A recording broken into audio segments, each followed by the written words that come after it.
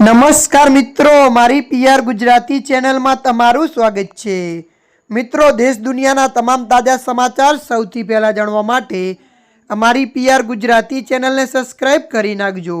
જી આ મિત્રો, અત્યારે હાલની સૌથી મોટી અને દુઃખદ ખબર સામે આવી રહી છે।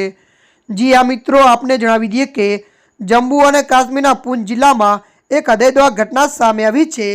એક સ્થાનિક ક્રિકેટરનું રોડ અકસ્માતમાં મૃત્યુ થયું છે। આ અકસ્માત ત્યારે સર્જાયો જ્યારે એક વ્યક્તિએ અચાનક તેની કારનો દરવાજો ખોલ્યો। આ દરમિયાન બાઇક ચાલક ક્રિકેટર કારના દરવાજા સાથે અથડાયો હતો।